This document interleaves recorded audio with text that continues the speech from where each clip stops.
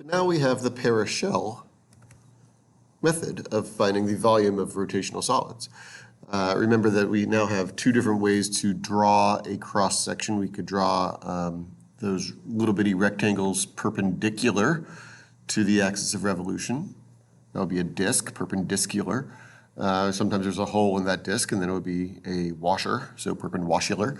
Or we could also draw the rectangle parallel to the axis of revolution, so the Parashell method, right? We're going to make a shell when the rectangle is parallel to the axis of revolution. So the formula we derived in the last video was basically 2 pi r times h is the surface area of the cylinder, and then the dx is the thickness of that shell.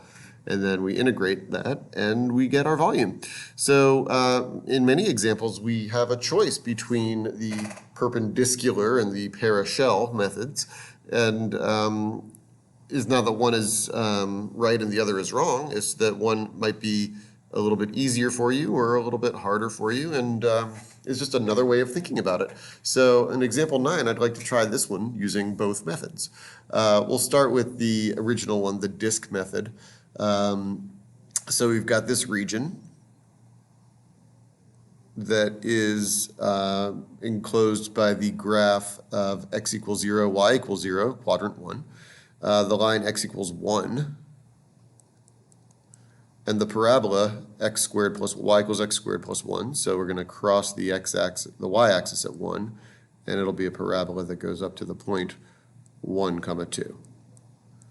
Okay, so maybe I'll move this x equals 1 down to here, x equals 1. This is the x-axis, this is the y-axis, and the region that we're revolving is this region right here.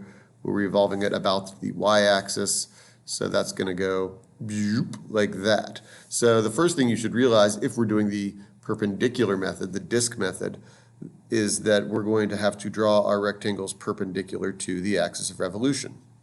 So that would be a dy problem because the thickness of these rectangles is a change in y.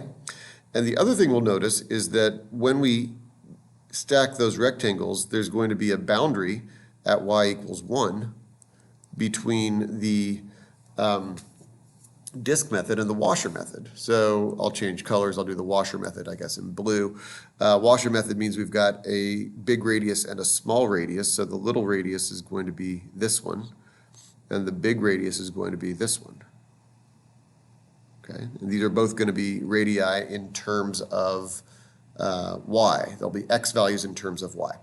So we'll do a Brown integral, which is going to be the integral from 0 to 1. This is a dy value, so we're going from y equals 0 to y equals 1 of pi r squared. Well, r is right minus left, so the right value is 1, the left value is 0, 1 minus 0 is 1, so 1 squared dy.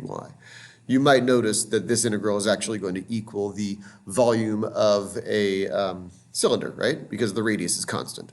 So we don't really need calculus for the first part, but hey, we can use calculus for the first part, and since calculus is so fun, let's do it that way. Now, the top part of this solid is going to be the washer method, so pi r squared minus r squared, right? So we're going to integrate, this time we're going to go from y equals 1 to y equals 2. Well, big R squared is the same as it was before, right? It's 1 minus 0 squared. Little r squared is going to be the curve minus 0. Well, the curve is y equals x squared plus 1, but we want to know what the x value is in terms of y. So while r of y equals right minus left equals 1, little r of y is going to be, well, we're going to take this and subtract 1 from both sides and take the square root and get the square root of y minus 1. Notice we're taking the positive version of that because we're interested in positive values of x. The negative version would be the left half of that parabola. So anyway, minus the left end of this radius is minus 0. So the square root of y minus 1. So when we square that, well, I'll just write it like this. I'll just write it with the square root and then we'll square it. Obviously, squaring the square root is going to make that cancel out, and we'll just have y minus 1. So anyway, that is the setup using perpendicular method. So disks and washers. Now, not so bad, definitely doable, but let's try the same process using the shell method. This is the point 1, 2. This is the line x equals 1. This is the curve y equals x squared plus 1. And again, we're taking this region and we're doing the same thing with it. We're revolving it around the y-axis, but this time we're going to draw our rectangles parallel to the axis of revolution. There's going to be a shell method. So we've got a little dy, or I'm sorry, a little dx here. The change in x is our differential there. And so we need to figure out what our radius is. Oops. Our radius as a function of x.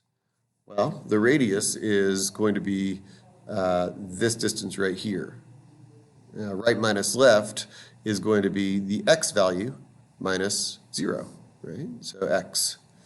The height of this is going to be the y value in terms of x, and that's simply x squared plus 1. So when we integrate this, we're going to integrate this from 0 to 1. Those are our x values, and we've got 2 pi r times h. And then we multiply by our thickness. And this is a single integral that we can set up to find the volume of that same rectangular, or not rectangular, but rotational solid. And we can evaluate each one of these. Now, for the remainder of this video, I'll just go ahead and go through that process. If you feel confident about that process, then you can go ahead and do it on your own and check in a calculator. But for the sake of giving us one more example, I'll do this problem both times. So over here, we can factor out a pi. The integral from 0 to 1 of 1 is, well, y is going to be evaluated at 1 and 0, so that's going to be 1. All right, so that's going to be the area of the cylinder, the bottom part of that, pi r squared h, where r and h are both 1. And then we get pi times the integral from 1 to 2 of 1 minus y minus negative 1. So I guess that would be a 2 minus y dy. So when we evaluate that, we still have the pi over here plus pi times 2y minus 1/2 y squared, evaluated at 2 and 1. I just want to double check, make sure I didn't mess up here. 1 minus negative 1 is 2. I feel like there's a mistake there, but I guess there's not. So we have pi still in the front plus pi times that antiderivative evaluated at 2. So that's 2 times 2 is 4 minus 1/2, 2 times 2, which is 2. Evaluate that at 1, we get 2 minus 1/2. And then we'll get pi plus pi times 2 minus 3/2 or 1/2. So I'm getting 3 over 2 pi. I probably should have worked this out in advance because now I'm worried that I've made a mistake. But if I get the exact same answer over here, then I'll feel fairly confident. So let's see, we've got our 2 pi, we'll integrate from 0 to 1, we've got x cubed plus x dx. So the 2 pi stays out front. When we integrate, we get 1/4 x to the 4th plus 1/2 x squared. Evaluate that at 1 and at 0. You're going to notice that this process is a lot faster because we only have one integral and it's going from 0 to 1. When we evaluate that at 1, we get 1/2 plus 1/4. No, 1/4 plus 1/2. When we evaluate at 0, we get 0, so we can ignore that. This is going to be 3/4 times 2 is 3/2. Hey, we get the same answer. So I'm feeling pretty confident that that is the correct answer. If we got different answers, then I'd definitely be worried, but we got the same answer. So we are happy.